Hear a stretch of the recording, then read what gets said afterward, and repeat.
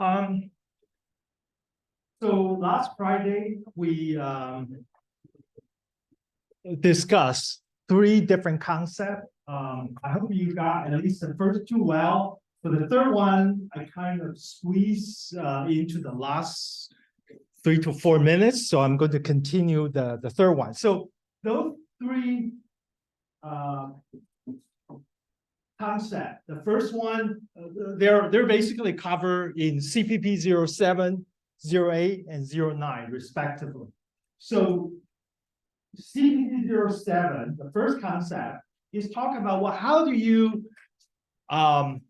make a function, a single function, separate into 2 programs. One is called client, one is called server. So instead of running under the same executable, maybe there are multiple .cpp or .c program. By the way, the first one, CPP 07, could be either a C++ program or could be a C program. But we use this concept called remote procedure call that we will be able to, for example, in this case, is a foo. So essentially what we were doing is we will be able to put them into 2 separate programs, which means that they might be running on 2 different machines. Now, one of them is running on a Google server, and the other one is running on your smartphone. So that kind of scenario is very typical for today's what we call network programming or internet programming, which you're using one device to invoke a service that's actually running on the other part of the network. Okay, so that's the first concept. You can apply this concept to any function. So that's why I want you to follow the example on CPP 03. I'm sorry, not 3. CPP 07. Then you pick a program, not too big, hopefully, but this program should have a 1 function, and you modify this program such that you will be able to derive both the client part and the server part, and using the kind of makefile. Of course, you have to modify the makefile to fit into the program you select. My suggestion is that you pick a really simple program. It's a single file that you know very well, and you can compile it without any trouble. And take that program and try to split the program to be a client part. The client part basically is everything else except the function that you want to have. And then put the function in the other file. And then, of course, with the template that's provided in CPP 07. And then to see if you can make that program work in the client and server fashion. All right, if you can do that, I think this will really help you to understand how you can write a program that's involve multiple computer and multiple executable, basically. Okay, that's the first concept. The second concept we're trying to directly hook into the ideal object-oriented programming. So we're not just looking at any function, but instead, in this case, in CPP 08, we indeed has an object. That object is a labeled GPS object. And of course, in a typical, before last lecture, you typically create an object, and typically you just call the member function of that object. And then you can get the result from that call, and then you can print out the result and do something like that. So I encourage you to find one object-oriented program, which is, of course, in this case, it's a C++. But by the way, the same mechanism will work for Python and Java for any computer. So RPC is a generic concept. It will support multiple languages. By the way, if you didn't get that part correctly, it's really doable. You could have the server is actually written in Java or Python, but your client could be running in a C++ program and vice versa. So essentially, this is not only saying you can split, but also saying that you can use, because you're a different program, that you can use different language to develop, as long as they agree on what we call the specification about the interaction, which is specify in our case, it's called ECS, I think ecs36b.json or ecs36b underscore something.json, which is specify what should be the parameter that cross this. So this is concept is really useful. Okay, so now we're actually talking about, okay, not only I want to be able to call a function, but in the CPP08, we include a new concept that we want to call a member function on the server. So it's not just any function, but it's a member function. That means usually you have to introduce a new concept. You have to let the server know what is the object you try to deliver this particular message. So over here is just the interface. But regarding which of the object, because the server typically hosts billions of objects in a really realistic system. In this case, that you need to somehow implement the mechanism and such that it's not too much complicated, but it's a little bit complicated. The main difference is that you have to inform, the client has to inform the server what is the class ID and the object ID. So essentially, think about that. I have a bunch of objects here. Some of them belong to GPS. Some of them belong to, say, thing. Some of them belong to person. So I want to call a function, say, dump to JSON, which they all haven't. So essentially, the function name does not help me to I mean, even if the same, assuming this is only have all the object about things, okay, I have a lot of things over here, but you want to call, say, I want to get the sequence number of the thing.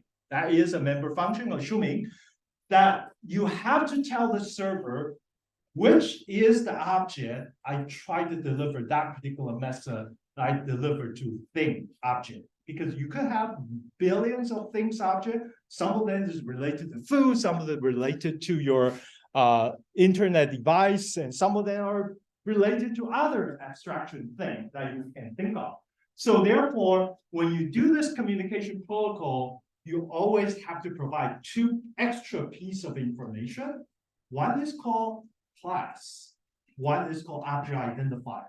With class and object identifier, then you will be able to let the handling of this member function call, not just function call, but member function call to invoke the correct program. So that is the second CPP08 is how do you make a call to access to remote object. Okay, the first one is just remote procedure call, but the CPP08 is called remote object. How do you actually call a remote object? Even though my program is over here, all the objects are actually created over here. Okay, that's CPP08. Any question about CPP07 and 08 before I start talking about 09 again? Yes, please. Why can't you just have like a bunch of different objects? Like you said, there's two pieces of information, right? You have the class and the object ID. So why can't you just have just a bunch of object IDs? Yeah, that's a good point. We could do that as well. So meaning that your object identifier is being assigned uniquely across all the class. Okay, so if you can guarantee that, then you only need the object ID. However, typically in object-oriented programming, however, on the server side, they need to have a table which map each of the object ID to maybe both the class ID and the pointer to the object, the reference to the object. If you think about it, because if you think of programming, right? You give me object ID, I have to convert it to a pointer or some kind of object reference so I can interact with that object. However, if that language is Python, I don't think I need to use a class because the interpreter will automatically help me to figure that out. But in C++, I need to have a type. I need to type it because that's a designed language. So I need to convert it to a class so I can cast the right thing. Yeah, that's the language difference. But what's your name? Elon. Elon, that's an excellent question. Okay, thank you. Any other question about CPP07 and 08? Okay, so one of the issue with the CPP08 is that not only I need to be able to find out what is object ID and class ID, I also need to know where that object is or was. Because I need to have a way to contact the server. For example, I need to know this is this is www.google.com, or this is the AWS.com, or whether this is another Microsoft Cloud .com. So not only you need to know, because remember, here's an object, I try to make a call. And such that I need to know how to get to the server. That's why we use the concept URL, Universal Research Locator, which give me the access to the server so I can do something about it. So essentially, the locality about that object, which server was explicit in the client program. You need to say, hey, I want to connect to this server, and then I should, get access to the object. So that has advantage and disadvantage. The advantage is simple, right? The client has an absolute knowledge about where my resource is, where is the object, so I need to basically contact that. But here's some disadvantage. And sometimes when I develop the application program, for example, I develop a program on your smartphone, I want to access to some, I want to make a reservation of an airline ticket, or I want to find out where I can get the cheapest deal on something. So one of the easier approach is that I just need to worry about what product I want to find, but then I let the locality being dealt with by another layer of abstraction. So if you think about this is great. I don't care whether I got this resource from Amazon or from Google or from Microsoft, as long as they can give me the things I want. So my part of the client design is just want to focus the things I care, and I let other layer of service to care of that thing. So by the way, this is the strength of object-oriented programming. It's a lot of abstraction. We want to reduce the complexity for the programmer, so they need to focus only on the things they care. Okay, so then the other thing which is important is that if I need to deal with where this object is on which server, this means that not only I have a burden about knowing that piece of knowledge, but in a practical situation, I need to keep tracking if that relationship changed. I mean, for example, Google used to be a server that's in the Bay Area that I need to contact to that particular server. Well, now that server is down for some reason. I need to switch that to Sweden because there is another server on Sweden as a backup. So suddenly I switch from contacting a server about 75 miles away to somewhere which is about 4,000 miles away. And so that kind of knowledge, you can imagine, that's another layer of fault tolerance the system needs to build in, which the programmer at this level, especially the application programmer, they shouldn't need to worry about that. So instead of deal with that, I want to reduce the workload of the programmer and hide another layer, which we call a shadow or proxy. So what is a shadow or proxy? So essentially, a shadow is a virtual object which is represent the real object no matter what it is. And such that I basically just create a bunch of shadow, and each of the shadow, they only include one piece of information about where you can really access to the real object. So essentially, at this point, we separate the workload from the client side into two parts. The first part is somebody developed the logic to deal with the application semantics you want to implement. But the other piece of software is all about the shadow and managing the accurate information about the shadow. So essentially, we kind of separate them. When we talk about RPC, we separate in the sense that, oh, we know now I have a piece of software that's actually running on the other corner of the earth. But now when we're doing this, we kind of bring them back, but bring them back virtually. They're still in Sweden or still in Bay Area, I don't know. But what I have is that I have a bunch of shadow that's actually running this as if, important thing is as if from the application programmer perspective, as if they're all centralized to me. So that's kind of, you can see that we kind of split the program to break that very simple, unique semantic about one program, object-oriented, and break it into two parts, which I have a remote object, and now I bring back to be a shadow, which means the remote object is still remote object, but the programmer is totally transparent to that remoteness. The application program only need to deal with whatever object. And then while, by the way, when you have the shadow object, that means if the location was changed from Palo Alto all the way to Sweden, the shadow object will need to do an update, but not the program. The program still deal with the same shadow, but inside the shadow, there is another location updating program will keep changing that. And this basically give you at least two layers of abstraction. One layer is shadow, one layer is a remote, and you can accomplish things differently. But that's essentially what we're doing today. I mean, one thing you learned about object-oriented programming is that you can see that when you look at the real system, it's just have a layers of abstraction.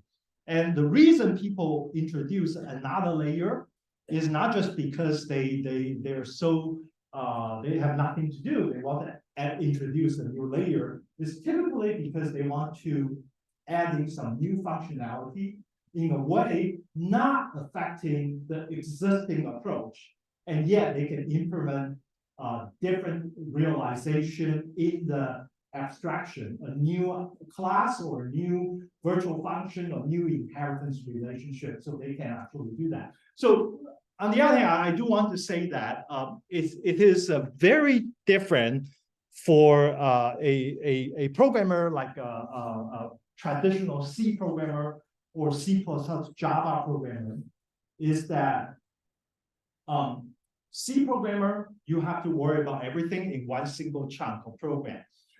An object-oriented programmer typically will find out where I should add this another layer of abstraction, such that I won't disrupt the rest of the program as much as possible. When I insert that layer there, I can accomplish this in no time. Okay, so that's something which I hope you will learn from CPP 07, 08, and 09, and then into CPP 010. CPP 010, I can only cover a little bit today, but that will be a main subject. I will talk about that. Is once you have CPP 010, you suddenly realize you have a lot of options. You can do object-oriented programming. Okay.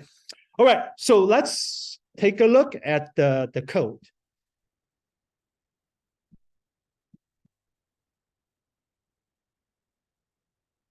Wait a minute. What happened? Okay. Let me go to CPP 0. I just want to show you what is the shadow. Let's take a look at the client program. I want to illustrate why the client doesn't need to worry about where it is. Okay. So you can see that in the client program, I actually create a shadow. By the way, the shadow GPS is inheriting from the label GPS. So I create a shadow program and I set up the URL and whatever the object ID and class the class ID. I mean, in a real program, I can make it a lot better to let the other program to create the shadow, adding this. All right, so you have a separate, and maybe I can get this for reading a file. instead of having this line of code here. Okay, so after you create a shadow object, look at the other next two lines.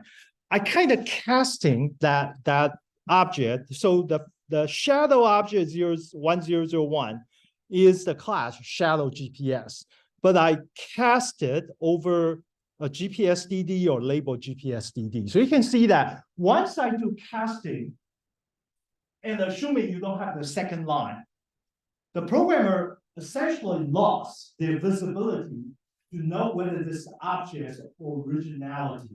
So meaning that from the programmer perspective, he doesn't know it's a shadow object. All he knows, this is a GPS DD object or is a label GPS object. So this kind of encapsulation that we provide and such that now the programmer only deal with abstraction about some normal local single program object-oriented classes. Okay, so now they can see it's just a GPS object, or it's just a label GPS object.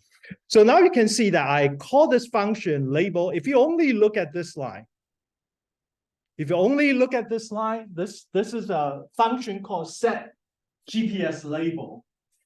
If you look at this program, in fact, we don't have the information. The compiler, even the compiler doesn't have the information in general that whether this label GPS pointer is a label GPS object or it's some other object that's under the inheritance hierarchy. So that's kind of abstraction. It might be confused. It might hiding some information from the programmer perspective. But remember, our goal is not let the programmer worry about that. Instead, they just using the abstraction and make a function call. And indeed, in this program, I specifically, by the way, in this program, I could potentially create a real object and then show you the difference. But for the time being, I just basically didn't do that in this example, but you can certainly try that. But in this example, in reality, in this particular case, I know because the first few lines were included there. This object is going to invoke a remote procedure called protocol, and such that that particular call is being go to some other routing protocol and go to the RPC and go to the server. So let's take a look at what happened. So the code got invoked is in shadow GPS.cpp. So in this program, let's take a look at what is set. Where is here set GPS label. You can see that this is under the program called shadow, which is a proxy.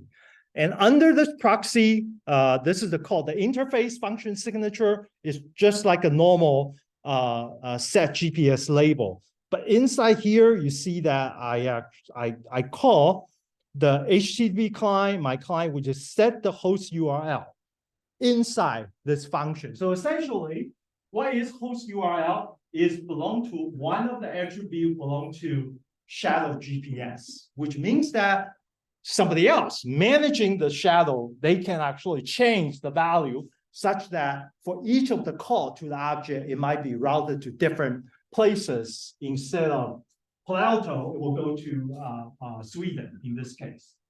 And then you follow the protocol, and then you just say my client.set GPS label, that this is a typical RPC call to the remote with, you can see that also with the class ID and object ID, it was also encoded as part of the shadow. So the shadow will manage both the class ID and the object ID together with the rest of things. I mean, so when your program is calling this function, you only provide one argument, which is ARG label. That's essentially make an indifference that you call a local object versus remote object.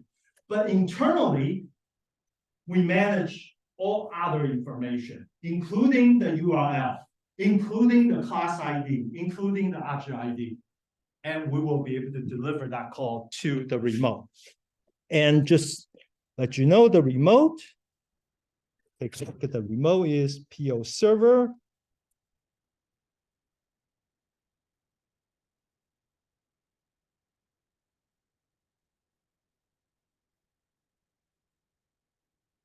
And this is the remote side. You can see that the function is a remote. When they call the remote, it also has four argument because the URL is already being dropped because URL is helping us to locate this server.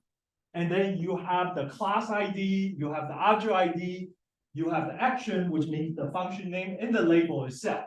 And over here, I'm basically just handling the remote. And eventually you can see that over here.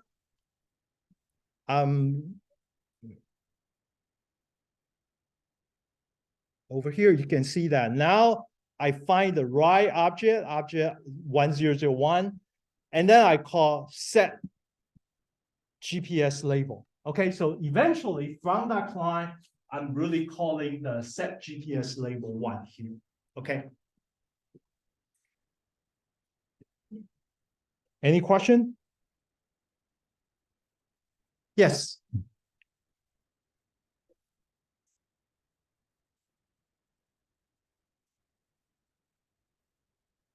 Right.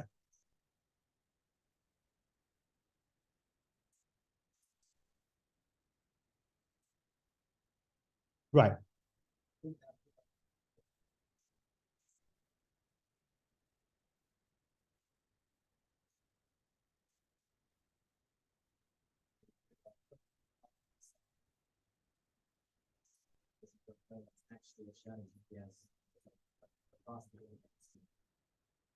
Okay, it depends on whether the programmer need to know.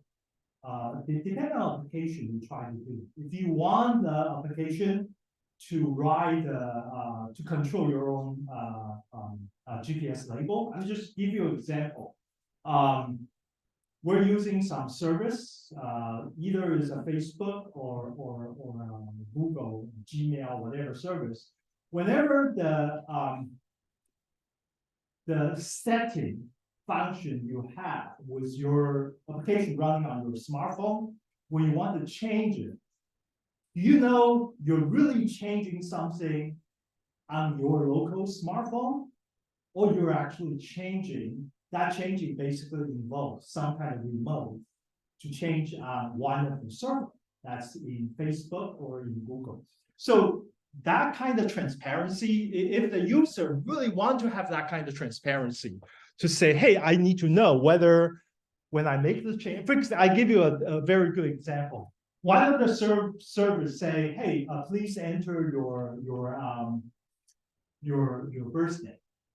Okay, and the service guarantee you saying that this birthday will never leave your smartphone, will only store on your device. It won't go on to the internet. So in that case, I need to know the transparency. I need to know specifically whether this is a local real object or remote. Okay, so typically in that case, we know a lot of cases that they just basically ask you to believe. In fact, a lot of this being transferred to other places, which they claim they just want to do a backup on your memory, something like that. So over this case, usually we need to introduce other control mechanism to help us to define when an object as shadow or real object that we allow them to do certain things only in the local versus remote. That is actually possible. You can specify that. That's why we have some kind of policy for you to do that. But in general, when you handle this, if without, typically from the programmer or from the user perspective, we have no idea what happened. Okay, excellent question. Okay, yes.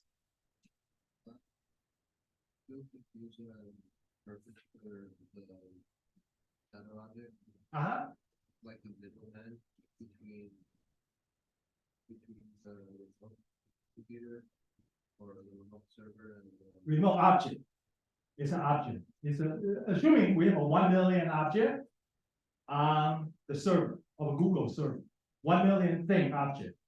For each of the 1 million object that you want to use, you need to have a shadow over here. generally shadow objects for just managing things that like the local program doesn't really care about?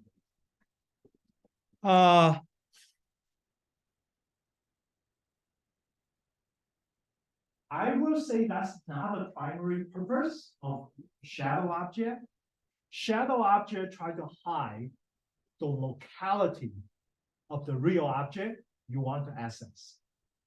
So if I, in the distributed programming, if I don't have shadow object, I need to know where is my account, on which IP address, which server is actually really hosts my bank account, or is my whatever the profile of my social media. So your social media profile, your bank account, they're all object. So you need to know where they're currently located, which that create a lot of burden to the application you're using to access your bank or access your social media. So for example, when you use, let me ask everybody a question. When you use Facebook, do you know where your information was stored? Do you know where it is? By the way, Facebook has 5 data center. I think 3 in US, 1 in Singapore, 1 in Sweden. They have 5 data center. I think 1 in Palo Alto, 1 in New York, maybe 1 in Oregon. I forgot exactly the location. I want to know this really well. So do you know where is your information in any one of these 5 data centers? We don't know, but we don't need to know, right? I mean, why do you really care? Unless you really care about your privacy, you have some confidential information, but typically you don't know where they really locate the data. Which means that when I write a program to handle my social media information, I don't need to build in all the mechanism, all the information regarding where's my account, where's my post, where's my friends. I don't need to know that. But instead, your program only need to deal with a layer abstraction as if the whole Facebook is on your smartphone. Then basically your concern is very simple. So essentially it's hiding all the locality information about your resource such that you, as if your writing program, only deal with things that surrounding you. Does that sound better or resolve some of your confusion? Okay, good. All right, so let me ask one final question. When you look at this line, we have object 1001. Let's take a look at what is object 1001. Object 1001 is, where's object 1001? It must be somewhere here. Oh, object 1001 is here. Right? Object 1001 is what? Can someone tell me what's the class type for object 1001? It's a label underscore GPS, right? May I further ask you the question, is this object 101, a real object on the server, or is it itself the shadow? Is this a shadow or is it a real object? If you think it's a real object, please raise your hand. If you think it's a shadow, please raise your hand. Okay, you see, we have both opinions. It's undecided. You cannot know. Remember, it's an abstraction, right? It's a label GPS, but remember, a shadow GPS is a what? Label GPS is a inheritance relationship. So even though you look at the code, you only see a pointer somewhere over there on label. It says it's a pointer, but in fact, we don't know whether it's a shadow. So apparently that we cannot determine, even look at the code, by the way. And the other thing is that in the shadow object, sometimes you can have multiple shadow. You could, by the way, this is a real scenario. sometimes you want to access the real object, you need to go through 7 layers of shadow to actually going through different layer in order for you to eventually reach the end level. And why you go to several different level? Because in each of the level, I want to provide a new abstraction. I want to provide a new check. I want to check certain things before I decide. For example, oh, you want to talk to this particular post on your Facebook, and this is related to some of the issues related to some of the European policy, then it will route it to a particular object that's actually in Sweden. So depending on the content, you can actually redirect your requests using different layers. Okay, so that's another way. I not only try to hide the locality, and I sometimes hide some of the semantics as well. I mean, I don't know where I should redirect this until I know a little bit better about the content of the request itself and decide where to go. Okay, so this could be really, really interesting if you apply to whatever you want to accomplish about how you can reach out your object. Okay, all right, so CPP09, I encourage you to at least familiar with the mechanism. And later, when you really deal with a real object-oriented programming, one day when you go out to work for those company or the government to handling this related issue, also remember that when you want to do something, always think about what is the new layer abstraction you want to introduce, and think about what kind of transparency, what kind of interface you want to provide in order to accomplish a very complicated goal. Okay. All right. So now I want to go to the CPP 010.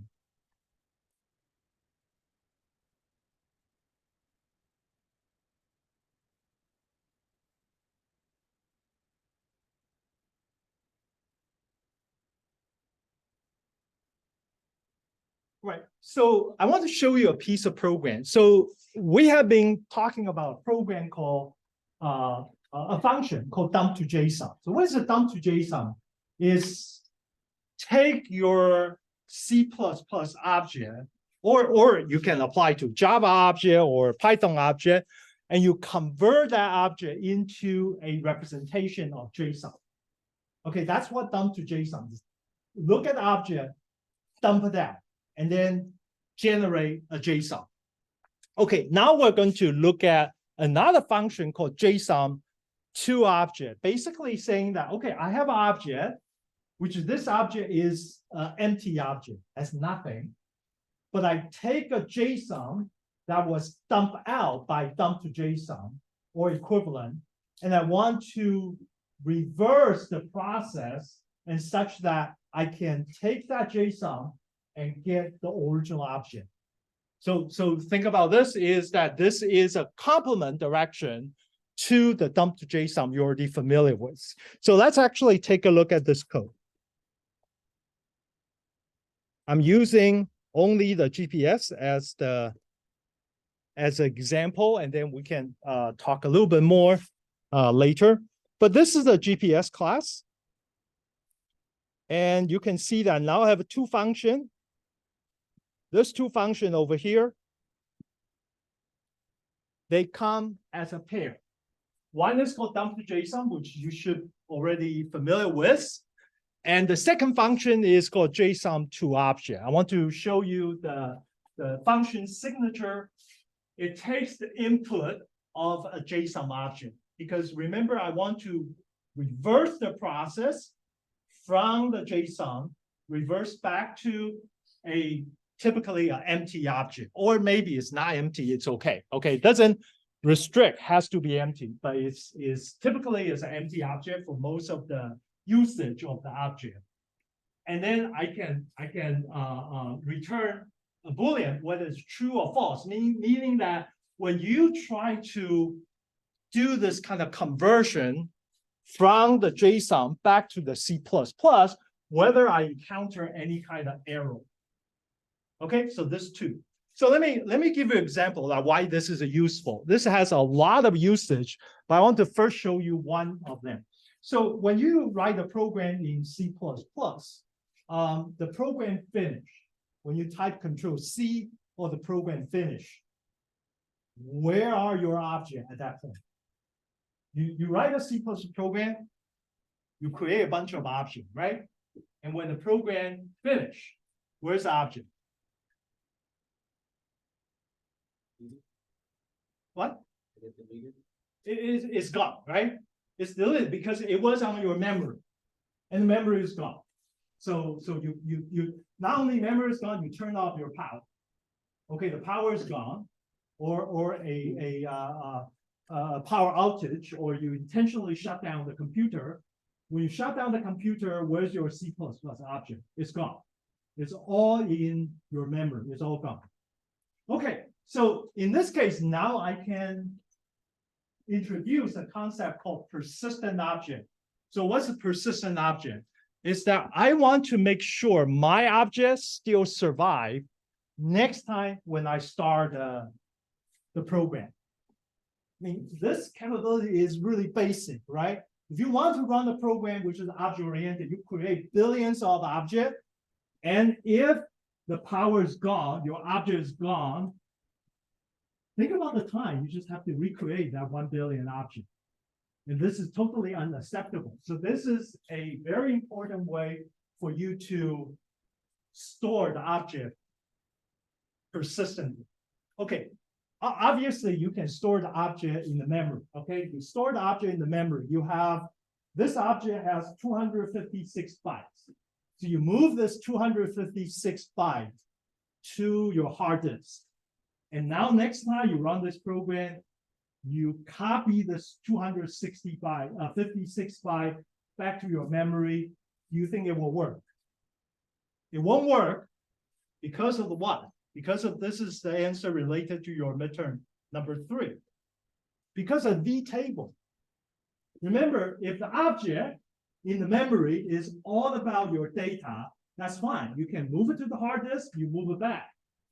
But now you have a vtable. Vtable is pointing to the table of function pointer and a bunch of other things. And by the way, that address is changing all the time. Every time you run the program, it's going to be different address. You can try. Your vtable pointer is changing every time you run the program. So meaning that your object you copy back. I mean, some of the people like Python programmer or Java programmer, they don't even need to care about vtable. So they have no idea how to retrieve the vtable. Vtable is evil, by the way, I want to tell you. So essentially, I'm sorry, as a C++ instructor, I shouldn't say that, but that's just my true feeling, okay, about the language. All right, so if you want to store an object, if you want to use the memory as it is to the hard disk, it won't work because the vtable. By the way, right now I just showed you the example, one vtable pointer. If you look at more complicated object format, when we talk about multiple inheritance, even one single object, you have 3 or 4 vtable if your inheritance hierarchy is small. Okay, so essentially your object has a lot of hole you need to worry about. Yes.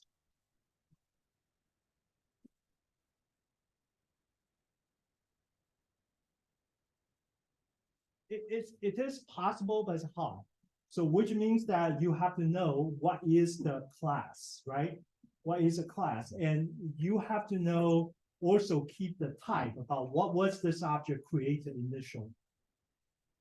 Then you know which vtable to set it up. Okay, this by the way, vtable messed up a lot of things in doing a lot of things. Persistency is just one of them. So now we have to think about, okay, if I don't want to use directly copy, then what should I do? One obvious solution is using what we call linearization. So the concept of linearization means that everything is a linear, that you don't have any branches. So vtable is what? It's a pointer. A pointer is what? It branches you to another branch of the memory. So which means that your memory is no longer a linear piece. It is basically like a tree, or sometimes is even a graph that's actually pointing out and pointing in.